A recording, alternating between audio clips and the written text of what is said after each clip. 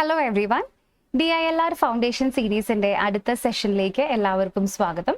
അപ്പോൾ ഇന്നത്തെ സെഷനിൽ നമ്മൾ ഡിസ്കസ് ചെയ്യാനായിട്ട് പോകുന്നത് നമ്മൾ കഴിഞ്ഞ 2 ക്ലാസ്സുകളിലായിട്ട് ചെയ്തതിന്റെ കണ്ടിന്യൂവേഷൻ ആണ്. അപ്പോൾ കഴിഞ്ഞ ക്ലാസ്സുകളിൽ നമ്മൾ എങ്ങനെയാണ് സ്റ്റേറ്റ്മെന്റ്സിൽ നിന്നും അതിന്റെ കൺക്ലൂഷൻ ഡെഡ്യൂസ് ചെയ്യുന്നതൊക്കെ പഠിച്ചിട്ടുണ്ടായിരുന്നു അല്ലേ. അപ്പോൾ ഇവിടെ ഇത്തരത്തിലുള്ള നമ്മുടെ ഡിഡക്റ്റീവ് റീസണിങ് ഉപയോഗിച്ചുകൊണ്ട് നമുക്ക് പസിൽസ് വരുന്ന സമയത്ത് മിക്ക പസിൽസുകളിലും നമുക്ക് അപ്ലൈ ചെയ്യാനുള്ള ഒരു കാര്യമാണ് ഡയറക്ഷൻ അല്ലെങ്കിൽ ഓറിയന്റേഷൻ എന്ന് പറയുന്നത്. അതായത് ലെഫ്റ്റ്, റൈറ്റ് അല്ലെങ്കിൽ ഇൻവേർഡ്, ഔട്ട്വേർഡ് പോലെയുള്ള ഒരുപാട് ടേംസ് നമ്മുടെ ക്വസ്റ്റ്യൻസിൽ പസിൽസിൽ വരാറുണ്ട്. അപ്പോൾ ഇന്നത്തെ സെഷനിൽ നമ്മൾ പഠിക്കാൻ പോകുന്നത് ലോജിക്കൽ ഡിഡക്ഷൻസ് പഠിച്ചതിന് ശേഷം എങ്ങനെ ഈ ഡിഡക്ഷൻസ് ഒക്കെ ഓറിയന്റേഷൻ ആൻഡ് ഡിറക്ഷൻ ബേസ്ഡ് ആയിട്ടുള്ള ലോജിക്കൽ റീസണിംഗ് പസിൽസിൽ അപ്ലൈ ചെയ്യാവുന്നതാണ്. ഓക്കെ, അപ്പോൾ വീണ്ടും ഇത് നമ്മുടെ ഫൗണ്ടേഷൻ സീരീസ് ആണ്. അപ്പോൾ ഏറ്റവും കാറ്റിന്റെ പ്രീവിയസ് ഇയർ ക്വസ്റ്റ്യൻസിന്റെ ലെവലിലേക്ക് നമ്മൾ പോകുന്നില്ല. നിങ്ങൾ പഠിച്ചു തുടങ്ങുന്നവർക്ക് വേണ്ടിയിട്ട് എങ്ങനെയാണ് കാറ്റിന്റെ രീതിയിൽ നിങ്ങൾ തിങ്ക് ചെയ്യേണ്ടത്, അതായത് നിങ്ങളുടെ തിങ്കിങ്, കാറ്റ് തിങ്കിങ്ങിനെ ഒന്ന് ഫൈൻ ട്യൂൺ ചെയ്യിക്കാനുള്ള ഒരു സീരീസ് ആണിത്. അപ്പോൾ ഇന്നത്തെ ഈ സീരീസിൽ നമ്മൾ പഠിക്കാനായിട്ട് പോകുന്നത് പ്രധാനമായിട്ടും സീറ്റിംഗ് അറേഞ്ച്മെന്റ്സും പസിൽ സോൾവിങ്ങും കേസ്ലെറ്റ്സും ആണ്. അപ്പോൾ ഇത് കേൾക്കുമ്പോൾ നിങ്ങൾക്ക് ചിലപ്പോൾ തോന്നാം നമ്മളിപ്പോൾ തന്നെ കുറെ ക്വസ്റ്റ്യൻസ് ആണ് വർക്ക്ഔട്ട് ചെയ്യാൻ പോകുന്നതെന്ന്. അല്ല, ഏറ്റവും ബേസിക് ആയിട്ട് ഏതൊക്കെ ടൈപ്സ് ഓഫ് അറേഞ്ച്മെന്റ്സ് ഉണ്ട് എന്ന് പോലും അല്ല നമ്മൾ ഇന്നത്തെ ക്ലാസ്സിൽ പഠിക്കുന്നത്.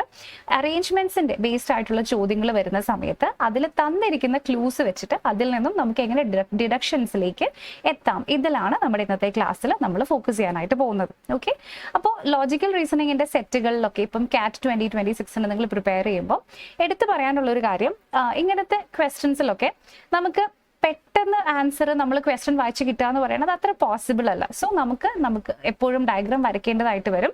ഡയഗ്രാം വരയ്ക്കുന്നതിന്റെ കൂടെ തന്നെ നമുക്ക് വിഷ്വലൈസേഷൻ കൂടെ, അതായത് ഇങ്ങനെ ഒരാളുടെ പ്ലേസ് മാറുമ്പോൾ അവിടെ ഇതാണ് സംഭവിക്കുന്നത് എന്നതിന്റെ ഒരു വിഷ്വലൈസേഷൻ കൂടെ നമുക്ക് വരണം. ഓക്കെ, അപ്പം ഇത്രയും കാര്യങ്ങളാണ് ഈ സെഷനിൽ നമ്മൾ വർക്ക്ഔട്ട് ചെയ്യാനായിട്ട് പോകുന്നത്. അപ്പം നമ്മൾ സ്റ്റാർട്ട് ചെയ്യുന്നത് ഏറ്റവും ബേസിക് ആയിട്ടുള്ള കാര്യങ്ങൾ വെച്ചിട്ടാണ്. അതായത് ബേസിക് ഡിറക്ഷൻസ്, അത് നമ്മുടെ നോർത്തും സൗത്തും ഈസ്റ്റും വെസ്റ്റും ഏതൊക്കെ ഡിറക്ഷൻസ് ആണ്, ഇത് വെച്ചിട്ടാണ് നമ്മൾ ഇന്നിവിടെ തുടങ്ങാനായിട്ട് പോകുന്നത്.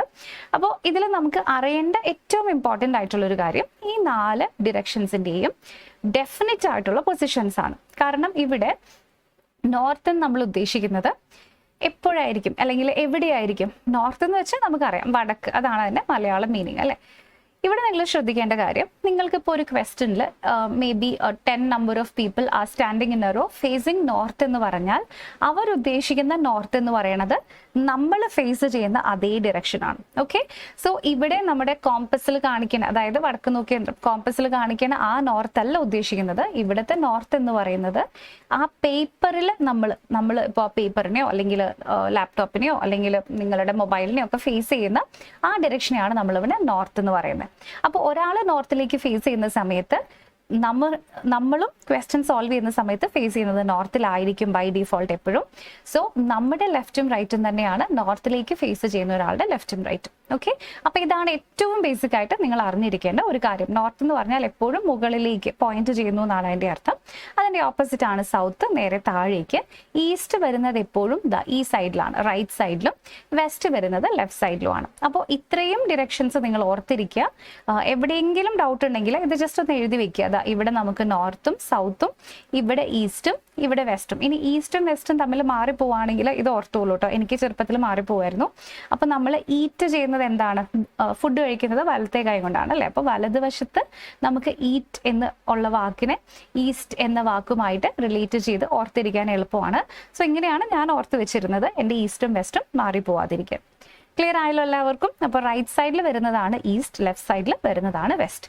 ഇനി അടുത്തതായിട്ട് നമുക്ക് ക്വസ്റ്റ്യൻസിൽ എപ്പോഴും വരുന്ന ഒരു ലോജിക് എന്ന് പറയുന്നത്, ഒരാൾ ഇപ്പം മൂവ് ചെയ്യുന്ന ലോജിക്ക് മാത്രമായിരിക്കില്ല, അങ്ങോട്ട് പോയി ഇങ്ങോട്ട് പോയി എന്ന് മാത്രമായിരിക്കില്ല, ഒരാൾ ഫേസ് ചെയ്യുന്ന ലോജിക്കും കൂടെ വരും.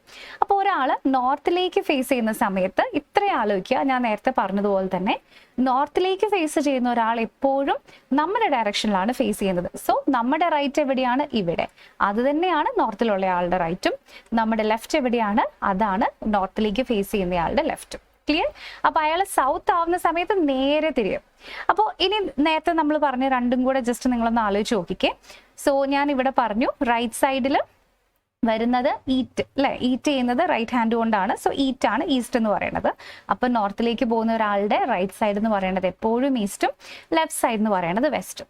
അപ്പൊ അതിന്റെ നേരെ ഓപ്പോസിറ്റ് ആണ് സൗത്തിൽ വരുന്നത്. സോ അപ്പോൾ ഇത് നിങ്ങൾ ബൈ ഹാർട്ട് ചെയ്യണം എന്ന് ഞാൻ പറയില്ല. പക്ഷെ ആദ്യത്തേത്, അതായത് ഈ ഫേസിങ് നോർത്ത് എന്ന് പറയണ ഈ കാര്യം നിങ്ങൾ എന്തായാലും ബൈ ഹാർട്ട് ചെയ്യണം. റൈറ്റ് സൈഡിൽ ഈസ്റ്റും, അതായത് നോർത്തിലേക്ക് ഫേസ് ചെയ്യുമ്പോൾ right is always east and west is always on the left. ഇത് രണ്ടും നിങ്ങൾ ഓർത്തിരിക്കുക. അതിന്റെ ഓപ്പോസിറ്റ് ആണ് ഇവിടെ സൗത്തിൽ വരുന്നത്. ക്ലിയർ? അപ്പൊ ഇത് മസ്റ്റ് ആയിട്ടും ഓർത്തിരിക്കണം. അപ്പൊ അതിന്റെ ഒരു ട്രിക്ക് ടേബിൾ ഞാനിവിടെ വെച്ചിട്ടുണ്ട്. ഇപ്പൊ നിങ്ങൾ നോർത്തിലേക്കാണ് ഫേസ് ചെയ്യുന്നതെങ്കിൽ റൈറ്റ് സൈഡിൽ ഈസ്റ്റും ലെഫ്റ്റ് സൈഡിൽ വെസ്റ്റും വരും. സൗത്ത് ആണെങ്കിലോ റൈറ്റ് സൈഡിൽ വെസ്റ്റും ഇപ്പുറത്ത് ഈസ്റ്റും വരും, നേരെ ഓപ്പോസിറ്റ്. അപ്പോൾ ഇനി റൈറ്റ് സൈഡിലും ലെഫ്റ്റ് സൈഡിലും ഈസ്റ്റിലേക്കാണ് ഫേസ് ചെയ്യുന്നതെങ്കിൽ സൗത്തും നോർത്തും വരും, വെസ്റ്റിലേക്കാണെങ്കിൽ നോർത്തും സൗത്തും വരും.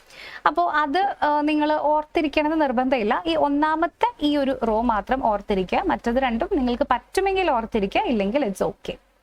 ഓക്കെ, മനസ്സിലായല്ലോ എല്ലാവർക്കും? അപ്പോൾ ഇനി നമ്മൾ ഡിസ്കസ് ചെയ്യാൻ പോകുന്ന മറ്റൊരു ടേം എന്ന് പറയുന്നത് ഫേസിങ് ഇൻവേർഡ് ആൻഡ് ഔട്ട്വേർഡ്. അപ്പോൾ എല്ലാ ക്വസ്റ്റ്യൻസിലും facing north and facing south ആയിരിക്കില്ല. ഇപ്പം ലീനിയർ സീറ്റിംഗ് അറേഞ്ച്മെന്റിലോ പാരലൽ സീറ്റിംഗ് അറേഞ്ച്മെന്റിലോ ഒക്കെ നമുക്ക് ഇൻവേർഡ് ആൻഡ് ഔട്ട്വേർഡ് ഫേസിങ് വരും. അതേസമയം നമുക്ക് സർക്കുലർ സീറ്റിംഗ് അറേഞ്ച്മെന്റ് അല്ലെങ്കിൽ റെക്ടാങ്കുലർ, സ്ക്വയർ, ഒക്ടഗണൽ, പെന്റഗണൽ ഇങ്ങനെയൊക്കെ ചോദ്യങ്ങൾ വരും. അവിടെയൊക്കെ നമ്മൾ യൂസ് ചെയ്യുന്നുണ്ടാവുക ഒന്നെങ്കിൽ ഫേസിങ് ടുവേർഡ്സ് ദി സെന്ററും അല്ലെങ്കിൽ ഫേസിങ് ഔട്ട്സൈഡും ആണ്. അപ്പോൾ ഫേസിങ് ടുവേർഡ്സ് ദി സെന്റർ എന്ന് പറഞ്ഞാൽ വളരെ സിമ്പിൾ ആണ്.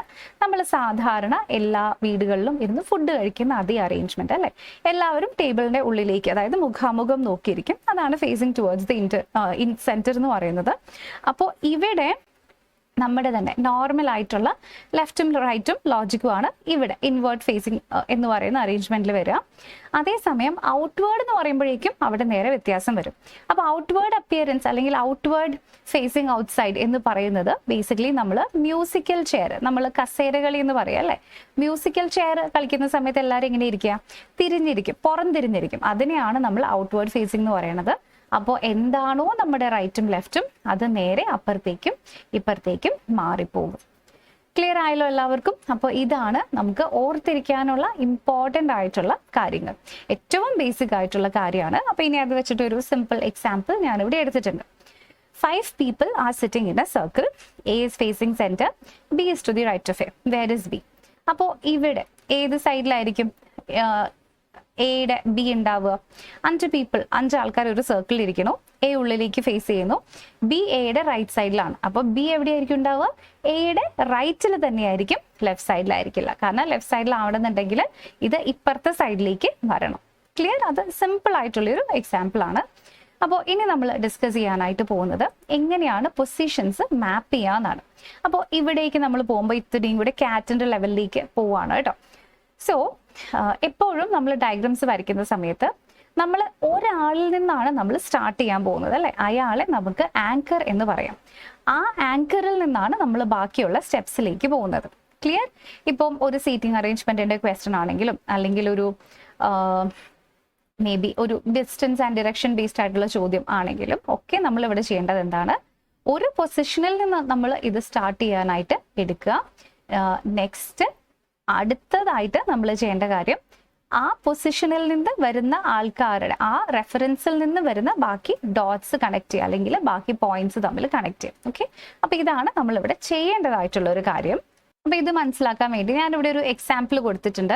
അപ്പോൾ ഈ എക്സാമ്പിൾ ക്വസ്റ്റ്യൻ ഒന്നും അല്ല, നിങ്ങൾക്ക് ജസ്റ്റ് വരയ്ക്കാൻ വേണ്ടിയിട്ടുള്ള ഒരു സെറ്റപ്പ് ആണ് കേട്ടോ. A is north. അപ്പോൾ നമ്മൾ ഇങ്ങനെയാണ് നമ്മുടെ നോർത്തും സൗത്തും ഈസ്റ്റും വെസ്റ്റും വരയ്ക്കുക അല്ലെ. എങ്ങനെയാ വരയ്ക്കുന്നത്?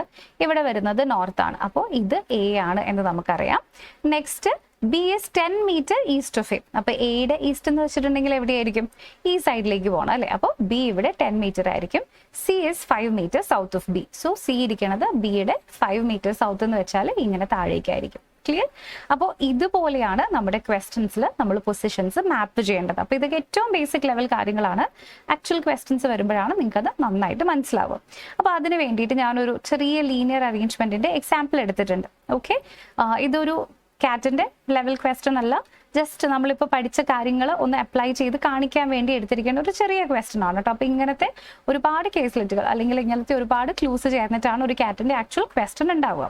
അപ്പോൾ ഇവിടെ തന്നിരിക്കുന്നു A is to the left of B. A ഇരിക്കുന്നത് ബിയുടെ ലെഫ്റ്റ് സൈഡിലാണ്.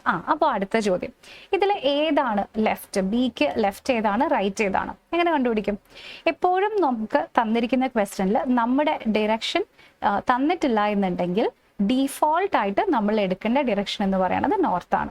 അപ്പോൾ ഇവിടെ എ ഇരിക്കുന്നത് ബിയുടെ ലെഫ്റ്റിലാണ്, പക്ഷേ ബി എങ്ങോട്ടാ ഫേസ് ചെയ്യണേന്ന് അറിയില്ല. കാരണം ബി നോർത്തിലേക്കാണ് ഫേസ് ചെയ്യുന്നതെങ്കിൽ നമ്മുടെ ലെഫ്റ്റും റൈറ്റും വേണം, സൗത്തിലേക്കാണെങ്കിലോ നമ്മുടെ അതിന്റെ ഓപ്പോസിറ്റ് വേണം അല്ലേ. അപ്പൊ നമ്മൾ എന്താ ചെയ്യേണ്ടത്?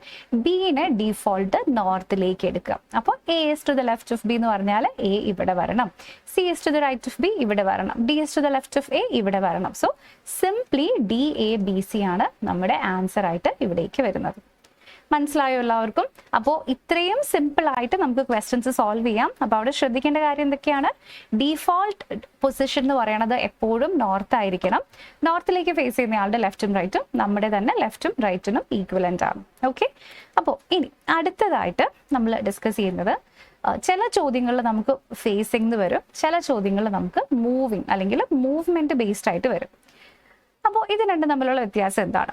അപ്പോൾ നോക്കാം. ഇപ്പോൾ ഈ ഒരു എക്സാമ്പിൾ എടുത്തേ, A faces north but walks backward, അതായത് മൂവ് സൗത്ത്. എ ഫേസ് ചെയ്യുന്നത് നോർത്തിലേക്കായിരിക്കും അല്ലെ. അപ്പോൾ ഇവിടെ ഇങ്ങനെ ഒരാളുണ്ട്, പക്ഷെ ഇയാൾ പുറകിലേക്കാണ് നടക്കുന്നതെങ്കിൽ ഇയാളുടെ മൂവ്മെന്റ് ഏത് ഡയറക്ഷനിലേക്കാണ് വരുന്നത്? സൗത്തിലേക്കായിരിക്കും. ക്ലിയർ ആയോ എല്ലാവർക്കും? അപ്പൊ ചില കേസസിൽ നമുക്ക് ഡിസ്റ്റൻസ് ആൻഡ് ഡയറക്ഷൻ ഒക്കെ പഠിക്കുമ്പോൾ നമുക്ക് ഷാഡോ ബേസ്ഡ് ചോദ്യങ്ങൾ വരും. അപ്പൊ ഷാഡോ ബേസ്ഡ് ക്വസ്റ്റ്യൻസ് എന്ന് പറയുമ്പോൾ അവിടെ ഇപ്പം സൺ രാവിലെ നിൽക്കുന്ന ഡിറക്ഷൻ അത് ഏതായിരിക്കും? Sun rises in the east, അത് ഈസ്റ്റ് ആയിരിക്കും അല്ലെ. അപ്പോൾ a person started walking in the opposite direction to that of sunrise എന്ന് പറഞ്ഞാൽ അയാൾ വെസ്റ്റിലേക്ക് പോയി എന്നാണ് അതിന്റെ അർത്ഥം. ഓക്കെ, അപ്പൊ നമ്മൾ ഫേസ് ചെയ്യുന്ന ഡിറക്ഷനും നമ്മൾ മൂവ് ചെയ്യുന്ന ഡിറക്ഷനും രണ്ടും രണ്ടാണ്. ഫേസ് ചെയ്യാൻ മീൻസ് നമ്മുടെ ഫേസ് എവിടേക്കാണോ ഇരിക്കുന്നത് അതാണ് ഫേസിങ് ഡിറക്ഷൻ. മൂവ്മെന്റ് എന്ന് വെച്ചിട്ടുണ്ടെങ്കിൽ നമ്മൾ നടക്കുന്ന ആക്ച്വൽ ഡിറക്ഷൻ ആണ്.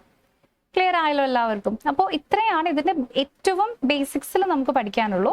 പക്ഷെ നമുക്കിവിടെ മിസ്റ്റേക്സ് നോർമലി വരാനായിട്ടുള്ള ഒരു ചാൻസ് ഉണ്ട്. അതിൽ മിസ്റ്റേക്സ് വരുന്ന ഏരിയാസ് ഏതൊക്കെയാണെന്ന് കൂടെ നമുക്ക് നോക്കാം. അതിൽ ഫസ്റ്റ് നമ്പർ 1 മിസ്റ്റേക്ക് വരുന്ന ഏരിയ എന്ന് പറയുന്നത് നമ്മൾ ഇഗ്നോറിങ് ഫേസിങ് ഡിറക്ഷൻ. അതായത് ഏത് ഡയറക്ഷനിലേക്കാണോ ഫേസ് ചെയ്യുന്നത് അത് വെച്ചിട്ട് നമ്മുടെ ക്വസ്റ്റ്യൻ സ്റ്റാർട്ട് ചെയ്തില്ലെങ്കിൽ അവിടെ ഡെഫിനറ്റ്ലി നമുക്ക് കൺഫ്യൂഷൻസ് വരും, നമ്മൾ വരയ്ക്കുമ്പോൾ തെറ്റിപ്പോവും. ഇനി ഇൻവേർഡും ഔട്ട്വേർഡും നമ്മൾ പ്രോപ്പർ ആയിട്ട് നോക്കിയില്ലെങ്കിൽ എൻറ്റയർ ഡയഗ്രാം ഉൾട്ടായി പോകും. ഡയഗ്രാം വരയ്ക്കാതിരുന്നാലും പണി കിട്ടും, ആൻഡ് സിമെട്രി ഓൾസോ അസ്യൂം ചെയ്തിട്ടുണ്ടെങ്കിലും പണി കിട്ടും. സോ സിമെട്രിക്കൽ ആയിട്ടുള്ള അറേഞ്ച്മെന്റ്സ് ഉണ്ട്. സോ അത് നമ്മൾ ഇനി വരുന്ന ആക്ച്വൽ ക്ലാസ്സിൽ പഠിക്കും. അപ്പൊ നിങ്ങൾക്ക് അത് ഞാൻ അന്നേരം പറഞ്ഞുതരാം, ഇപ്പം അതിന്റെ ആവശ്യമില്ല. സോ എല്ലാ അറേഞ്ച്മെന്റ്സും സിമെട്രിക്കൽ അല്ല. ഓക്കെ, അപ്പോൾ ഇതുകൂടി നിങ്ങൾ ഓർത്തിരിക്കുക. Excuse me. അപ്പോൾ ഇനി നമ്മൾ ഇത്രയും പഠിച്ചത് ഉപയോഗിച്ചിട്ടുള്ള വളരെ സിമ്പിൾ ആയിട്ടുള്ള ചില പ്രാക്ടീസ് ചോദ്യങ്ങൾ ചെയ്തു നോക്കാം. അപ്പോൾ ഇവിടെ Ravi walks 10 metre north, 10 metre നോർത്തിലേക്ക് പോയി. ദെൻ 5 മീറ്റർ ഈസ്റ്റ്, 5 മീറ്റർ ഈസ്റ്റിലേക്ക് പോയി. ദെൻ 10 മീറ്റർ സൗത്ത്, അപ്പോൾ തിരിച്ച് ഇവിടേക്കും വരെ എത്തി. Now where is he from the starting point? അപ്പോൾ ഈ രവി സ്റ്റാർട്ട് ചെയ്ത പോയിന്റ് ഏതായിരുന്നു? ഇതായിരുന്നു. എൻഡ് ചെയ്ത പോയിന്റ് ഇതായിരുന്നു. അപ്പോൾ ഇത് രണ്ടും തമ്മിലുള്ള ഡിസ്റ്റൻസ് എത്രയാണ്? 5 മീറ്റർ ആണ്. നെക്സ്റ്റ് ഇവിടെ സ്റ്റാർട്ടിംഗ് പോയിന്റിൽ വെച്ച് നോക്കുമ്പോൾ ഇയാൾ എവിടെയാ? സ്റ്റാർട്ടിംഗ് പോയിന്റിൽ നിന്നും ഈ ഡയറക്ഷനിലാണ്. ഇത് എന്ത് ഡയറക്ഷനാണ്? ഈസ്റ്റ് ഡയറക്ഷൻ ആണ് അല്ലെ. സോ ഓപ്ഷൻ എയിലുള്ള 5 മീറ്റർ ഈസ്റ്റ് ആണ് ഈ ക്വസ്റ്റ്യന്റെ കറക്റ്റ് ആൻസർ ആയിട്ട് വരുന്നത്. ഓക്കെ, സിമ്പിൾ ആയിട്ടുള്ള ക്വസ്റ്റ്യൻ ആണ്, വളരെ ഈസി ആയിട്ട് നമുക്കിത് സോൾവ് ചെയ്യാനും പറ്റും. ഇനി അതുപോലെ തന്നെ മറ്റൊരു ചോദ്യം, a person is facing south. അപ്പൊ ഇവിടെ എന്താ നോക്കിക്കേ, അയാൾ ഫേസ് ചെയ്യുന്ന ഡയറക്ഷൻ തന്നിട്ടുണ്ട്. എങ്ങോട്ടാണ്? സൗത്തിലേക്കാണ്. He turns right, then left, then right. Which direction is he facing now? അപ്പോൾ ആദ്യം സൗത്തിലേക്ക് ഫേസ് ചെയ്യുന്ന ഒരാൾ റൈറ്റ് എടുക്കുക എന്ന് പറഞ്ഞാൽ നമ്മുടെ റൈറ്റ് ആണോ? അല്ല, ഓപ്പോസിറ്റ്, നേരെ ലെഫ്റ്റിലേക്ക് പോകും. നെക്സ്റ്റ് ഇത് നമ്മുടെ റൈറ്റിലേക്ക് തന്നെ ആയിപ്പോയി. ഇങ്ങോട്ട് ഫേസ് ചെയ്യുന്ന ഒരാൾ റൈറ്റ് എടുക്കുക എന്ന് വെച്ചാൽ നമ്മുടെ ലെഫ്റ്റ്. എന്നിട്ട് ലെഫ്റ്റ് എടുക്കുക എന്ന് പറയുമ്പോൾ ഇങ്ങോട്ടായി. വീണ്ടും അയാൾ നേരെ ഇവിടേക്ക് തന്നെ വന്നു. വീണ്ടും റൈറ്റ് എടുത്തു. അപ്പൊ അയാൾ അടുത്ത റൈറ്റ് എടുക്കുമ്പോൾ വീണ്ടും എങ്ങോട്ടാണ് ഫേസ് ചെയ്യുന്നുണ്ടാവുക? നമ്മുടെ ലെഫ്റ്റിലേക്ക് തന്നെ, ഇങ്ങോട്ടാണ് അല്ലെ. ഇപ്പൊ അയാൾ ഫേസ് ചെയ്യുന്ന ഡയറക്ഷൻ ഏതാണ്? സിംപ്ലി ഇയാൾ ഫേസ് ചെയ്യുന്ന ഡയറക്ഷൻ വെസ്റ്റ് ആണ്. സോ ഓപ്ഷൻ എ ആണ് ഈ ക്വസ്റ്റ്യന്റെ കറക്റ്റ് ആൻസർ. അപ്പോൾ ഇതും സിമ്പിൾ ആയിട്ട് നമുക്ക് സോൾവ് ചെയ്യാനായിട്ട് പറ്റും. ഇനി അതുപോലെ തന്നെ വരുന്ന മറ്റൊരു ക്വസ്റ്റ്യൻ. അപ്പോൾ ഇത് ശ്രദ്ധിച്ചോണേ, ഇത് നമ്മുടെ സിമ്പിൾ ആയിട്ടുള്ള ഒരു ഡിസ്റ്റൻസ് ആൻഡ് ഡയറക്ഷൻ ക്വസ്റ്റ്യൻ അല്ല. നമ്മൾ ഇവിടെ ഒരു സീറ്റിംഗ് അറേഞ്ച്മെന്റിന്റെ ചോദ്യമാണ്. ശ്രദ്ധിച്ചു നോക്കിക്കോ. 5 people sit in a circle facing center. 5 ആൾക്കാർ ഒരു സർക്കിളിൽ ഇങ്ങനെ ഇരിക്കുവാണ്. അവർ ഫേസ് ചെയ്യുന്നത് സെന്ററിലേക്കാണെന്ന് പറഞ്ഞിട്ടുണ്ട്. A is to the immediate right of B, C is to the left of B. Who is opposite A? അപ്പൊ ഇവിടെ 5 ആൾക്കാർ ഇരിക്കുന്നുണ്ട് എന്ന് പറയുന്നുണ്ട്. ആലോചിച്ച് നോക്കിക്കോ കേട്ടോ. സോ ഇവിടെ നമ്മൾ ഈ 5 ആൾക്കാർ ഇവിടെ ഇങ്ങനെ പോയിന്റ് ചെയ്തു. A is to the immediate right of B എന്ന് തന്നിട്ടുണ്ട് അല്ലെ. സോ A ഇരിക്കുന്നത് ബിയുടെ റൈറ്റ് സൈഡിലാണ്. സോ ഇവിടെ B ആണ് വരുന്നതെങ്കിൽ A നേരെ ഇവിടെയായിരിക്കും വന്നിട്ടുണ്ടാവുക. Now C is to the left of B. So അപ്പോൾ C is to the left of B എന്ന് പറഞ്ഞാൽ ഇവിടെയാണ്. അപ്പോൾ ഇവിടെ 2 ആൾക്കാർ കൂടെ വരുന്നുണ്ട് അല്ലെ. അപ്പോൾ എയുടെ ഓപ്പോസിറ്റ് ഇവിടെ ആരാന്ന് ചോദിച്ചാൽ നമുക്ക് ഇവിടെ ആൻസർ കണ്ടുപിടിക്കാൻ പറ്റുമോ? ഇല്ല. റീസൺ എന്താ? നമുക്കിവിടെ 2 ആൾക്കാർ മിസ്സിംഗ് ആണ്. അപ്പൊ ഈ ക്വസ്റ്റ്യന്റെ കറക്റ്റ് ആൻസർ ഇതായിരിക്കും. cannot be determined എന്ന് പറയുന്നതായിരിക്കും ഈ ക്വസ്റ്റ്യന്റെ കറക്റ്റ് ആൻസർ. കാരണം 5 പേരുടെ ചോദ്യത്തിൽ 3 പേരുടെ മാത്രം ക്ലൂ തന്നാൽ നമുക്ക് അതിൽ നിന്നും ആൻസർ കണ്ടുപിടിക്കാനായിട്ട് പറ്റില്ല. മനസ്സിലായോ എല്ലാവർക്കും? ഇനി അതുപോലെ തന്നെ വേറൊരു ക്വസ്റ്റ്യൻ, ഇത് ഇത്രയും കൂടെ ഡിഫറെന്റ് ആയിട്ടുള്ള ഒരു ക്വസ്റ്റ്യൻ ആണ്, ശ്രദ്ധിച്ചു നോക്കണം. A is 5 meter to the east of B. So ഇത് B ആണ്. ബിയുടെ 5 meter ഈസ്റ്റിൽ വരുന്നതാണ് A. ഇത് നമുക്ക് തന്നിട്ടുണ്ട്. Next C is 5 meter to the north of A. C എന്ന് ഇരിക്കുന്നത് എയുടെ 5 meter നോർത്തിലാണ്. അപ്പോൾ നമുക്ക് ഇവിടെ വെക്കാം. ഇനി നമ്മുടെ ചോദ്യം, where is C from B? So ബിയിൽ നിന്ന് നോക്കുമ്പോൾ C എവിടെയാണ്? അപ്പോൾ ഇവിടെ നമ്മൾ നേരത്തെ ഡിസ്കസ് ചെയ്യാത്തൊരു കാര്യം കൂടെ ഞാൻ ജസ്റ്റ് ആഡ് ചെയ്യാണ് കേട്ടോ. നമ്മൾ നേരത്തെ ഇവിടെ നോർത്തും സൗത്തും ഈസ്റ്റും വെസ്റ്റും പറഞ്ഞല്ലേ. ഈ ആരോ കിടക്കുന്നത് എവിടെയാ? ഇതിൽ ഏതെങ്കിലും ഒന്നിലാണോ? അല്ല, ഇവിടെ ഈ ഒരു ഓർഡറിലാണ് ഈ ആരോ കിടക്കുന്നത്. ശ്രദ്ധിച്ചോ, നമ്മളിപ്പോൾ വരച്ച ഡിറക്ഷൻ എന്ന് പറയണത് ഈ ഒരു ഓർഡറിലാണ്. ക്ലിയർ? അപ്പോൾ ഇത് ഏതിൻ്റെയൊക്കെ നടുക്ക് വന്നിരിക്കണയാ നോക്കിക്കേ. ഇത് നോർത്തിന്റെയും ഈസ്റ്റിന്റെയും നടുക്ക് വന്നിരിക്കുന്നതാണ്. അപ്പൊ ഈ ഡയറക്ഷന്റെ പേരെന്താണ്? നോർത്ത് ഈസ്റ്റ് എന്നാണ്. സോ ഓപ്ഷൻ എയിൽ വരുന്ന നോർത്ത് ഈസ്റ്റ് ആണ് ഈ ക്വസ്റ്റ്യന്റെ ശരി ഉത്തരം. ഓക്കെ, അപ്പൊ ഇതൊക്കെ ബേസിക് ആയിട്ടുള്ള കാര്യമാണ്. അപ്പൊ ഇങ്ങനെ നിങ്ങൾക്ക് ഒരു ഡയറക്ഷൻ ബേസ്ഡ് പസിൽ കിട്ടുകയാണെങ്കിലും ഇതുപോലെ ആയിരിക്കില്ല വരിക കേട്ടോ. ഇതിപ്പോ നമുക്ക് എത്രയാ, ഒരു ക്ലൂ കിട്ടി, രണ്ട് സെന്റൻസസ് ആണ്, 2 പോയിന്റ്സ് ആണ് ക്ലൂസിൽ വരുന്നുള്ളൂ. പക്ഷെ നമുക്ക് ആക്ച്വലി കാറ്റിൽ വരുന്ന പസിൽസ് ആണെങ്കിൽ മിനിമം ഒരു 7 ക്ലൂസ് വരും. അത് ഉപയോഗിച്ചിട്ട് നമുക്ക് പല ഇതിനെ നമ്മൾ റൂട്ട് ബേസ്ഡ് ആയിട്ടുള്ള ക്വസ്റ്റ്യൻസ് എന്നാ പറയാ. അപ്പോ എനിക്ക് തോന്നുന്നു പ്രീവിയസ് ഇയർ ക്വസ്റ്റ്യൻസിൽ വരാറുള്ളത് ഇങ്ങനെയൊക്കെ നമുക്ക് ഡയഗ്രാം വരയ്ക്കേണ്ടി വരും ആദ്യം. ഇതുപോലെ ഇപ്പോൾ പോയിന്റ് ABCD എന്നൊക്കെ പറഞ്ഞിട്ട് ഇങ്ങനെ കിട്ടും. എന്നിട്ട് ഇതിനെ നമ്മൾ നെറ്റ്വർക്ക് ബേസ്ഡ് പസിൽസ് എന്ന് പറയാറുണ്ട്. അപ്പോൾ ഇതിൽ നിന്ന് ഈ വഴി പോകാൻ പാടില്ല, ഈ വഴിക്ക് പക്ഷേ 2 വേ ആയിരിക്കും. അപ്പോൾ ഷോർട്ടസ്റ്റ് ഡിസ്റ്റൻസ് കണ്ടുപിടിക്കുക. അങ്ങനെയൊക്കെയാണ് ആക്ച്വലി പസിൽസ് വരിക. അതിൻ്റെയൊക്കെ ഏറ്റവും ബേസിക് ഫോമാണ് നമ്മളിപ്പോൾ ഇവിടെ ചെയ്തിരിക്കുന്നത്. ഓക്കെ, ഇനി അടുത്തത് വീണ്ടും ഒരു പ്രാക്ടീസ് ചോദ്യം കൂടെ തരാം. ശ്രദ്ധിച്ചു നോക്കണം. 4 people A, B, C and D are standing. 4 പേരാണ്. A is north of B. So A ഇവിടെ ഡയറക്ട്ലി നോർത്ത് ഓഫ് B ആണ്. C is east of A. എയുടെ ഈസ്റ്റ് എന്ന് വെച്ചാൽ ഇവിടെയാണ് തന്നിട്ടുള്ളത്. സോറി, C ആണ് അല്ലെ. C is east of A. D is south of C. So ഇവിടെ D is south of C. അപ്പൊ ഇവിടെ നമുക്ക് ഡിസ്റ്റൻസ് ആക്ച്വലി തരാത്തത് കാരണമാണ് ഞാൻ എല്ലാം ഈക്വൽ ഡിസ്റ്റൻസ് എടുത്തത്. ഡിസ്റ്റൻസ് തന്നിട്ടുണ്ടെങ്കിൽ നമ്മൾ അതിനനുസരിച്ചിട്ട് വേണം ഡയഗ്രാം വരയ്ക്കാൻ. Okay, who is directly east of B? ബിയുടെ ഈസ്റ്റ് ആരാന്നാണ് നമ്മുടെ ക്വസ്റ്റ്യൻ. ബിയുടെ ഈസ്റ്റ് ഇവിടെ ആരാണ്? D ആണ് വന്നിരിക്കുന്നത് അല്ലെ. A is north of B കിട്ടി, C is east of A കിട്ടി, next D is south of C കിട്ടി. അപ്പോൾ ഡയറക്ട്ലി ഈസ്റ്റിൽ വന്നിരിക്കുന്നത് ഇവിടെ D ആണ്. ക്ലിയർ? അപ്പോൾ ഇതുപോലെയും നമുക്ക് ക്വസ്റ്റ്യൻസ് വരാം. അപ്പൊ ഇത് നമ്മളിപ്പോൾ സോൾവ് ചെയ്ത ക്വസ്റ്റ്യനിൽ നിന്ന് ഒരു ക്ലൂവും കൂടെ കൂടിയെന്ന് മാത്രമേ ഉള്ളൂ. അപ്പൊ ഇതുപോലെ മൾട്ടിപ്പിൾ നമ്പർ ഓഫ് ക്ലൂസ് വരുന്ന ടൈപ്പ് ഓഫ് ക്വസ്റ്റ്യൻസ് ആണ് നമുക്ക് ആക്ച്വൽ കാറ്റ് എക്സാംസിൽ പസിലിൽ കിട്ടുക. അപ്പൊ ഇവിടെ നമുക്ക് കൺഫ്യൂഷൻ വരാൻ പാടില്ലാത്ത ഏരിയാസ് ഏതൊക്കെയാണ്? ലെഫ്റ്റും റൈറ്റും തമ്മിൽ നമുക്ക് കൺഫ്യൂഷൻ ഒന്നും വരാൻ പാടില്ല. അത് നമുക്ക് നല്ല ക്ലിയർ ആയിട്ട് അറിയണം. പിന്നെ നമുക്ക് ഇൻവേർഡും ഔട്ട്വേർഡും കൺഫ്യൂസ്ഡ് ആവാൻ പാടില്ല. ടേൺസ് എടുക്കുന്നതും നമ്മൾ ശ്രദ്ധിച്ച് ഇങ്ങോട്ടാണോ ഫേസ് ചെയ്യുന്നത് അതിനനുസരിച്ച് ടേൺസ് എടുക്കണം. ക്ലിയർ? അപ്പൊ ഇത്രയാണ് ഇതിനകത്ത് നമ്മൾ ശ്രദ്ധിക്കേണ്ടതായിട്ടുള്ളൂ. അപ്പോൾ നമ്മൾ ഇവിടെ പഠിച്ചത് എല്ലാവർക്കും കൃത്യമായിട്ട് മനസ്സിലായിട്ടുണ്ടാവുമെന്ന് കരുതുന്നു. ഞാൻ എല്ലാ ക്ലാസ്സിലും പറയുന്നതാണ്. നിങ്ങൾക്ക് എന്ത് ഫീഡ്ബാക്ക് ഉണ്ടെങ്കിലും തീർച്ചയായും ഡയറക്റ്റ്ലി നമ്മളോട് പറയാം. ഓക്കെ, അപ്പോൾ ഇതൊക്കെ നിങ്ങളുടെ ആക്ച്വൽ കാറ്റ് ജേർണി, കാറ്റ് 2026 നിങ്ങൾ എത്തുമ്പോഴേക്കും ഏറ്റവും ബേസിക് ആയിട്ടുള്ള ബിൽഡിംഗ് ബ്ലോക്സ് ആണ്. അപ്പോൾ ഇത് പഠിച്ചിട്ട് കാറ്റിന് ലൈക്ക് അപ്പിയർ ചെയ്യാൻ പറ്റുന്ന വെച്ചാൽ ഡെഫിനറ്റ്ലി നോ. പക്ഷെ ഇത് പഠിക്കാതെ നിങ്ങൾക്ക് എന്തായാലും അപ്പിയർ ചെയ്യാൻ പറ്റില്ല. സോ നിങ്ങളുടെ ബേസിക്സ്, ഏറ്റവും ബേസിക് എലമെന്റ്സ് നമ്മൾ സ്ട്രോങ് ആക്കുക എന്നുള്ള ഒരു എയിമിലാണ് ഈ ഫൗണ്ടേഷൻ കോഴ്സ് നമ്മൾ സ്റ്റാർട്ട് ചെയ്തിരിക്കുന്നത്. അപ്പോൾ ഇതിലും നിങ്ങൾക്ക് എന്തെങ്കിലും ഡൗട്ട് വരുന്നുണ്ടെന്നുണ്ടെങ്കിൽ നിങ്ങൾ പ്ലീസ് എങ്ങനെയെങ്കിലും അത് ക്ലിയർ ചെയ്ത് ക്ലാരിഫൈ ചെയ്ത് മാത്രം നമ്മുടെ അടുത്ത സെഷനിലേക്ക് മൂവ് ഓൺ ചെയ്യുക. ഓക്കെ, അപ്പോൾ ഇന്നത്തെ ക്ലാസ് ഈ ഒരു ടോപ്പിക്കിൽ ഡിറക്ഷൻ ആൻഡ് ഓറിയന്റേഷനിൽ നമുക്ക് ഇത്രയാണ് ഡിസ്കസ് ചെയ്യാനുള്ളൂ.